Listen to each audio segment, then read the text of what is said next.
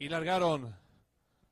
Salen muy juntos los participantes, trata de enseñar el camino. El número 3, Fangote, le toma pequeña ventaja al número 6, Litigante. En la tercera ubicación se desempeña el 10, Fanfarrón. Cuarto viene accionando el 5, Machilano Real. En la quinta ubicación se desempeña el 8, Poder Supremo. Más atrás lo viene haciendo la número 2, Bataclana. En la séptima ubicación el número 4, Delicate. Los competidores van a comenzar a enfrentar el codo. El número 10, Fanfarrón, le toma cuerpo de ventaja al número 8, Poder Supremo, que va en su búsqueda. Tercero se desempeña el número 3, Fangote. Cuarto viene accionando el número 6, Litigante. En la quinta ubicación se desempeña el número 5, Machilano Real.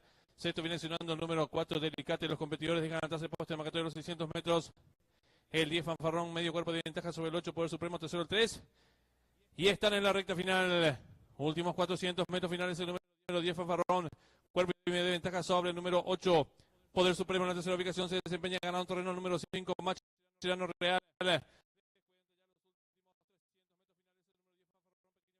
Descuenta ya los últimos 150 metros finales el número 10, Fanfarrón. Recibe la pequeña ventaja sobre el número 5, Machilano Real, que insiste por dentro. Tercero se desempeña el participante número 8, Poder Supremo.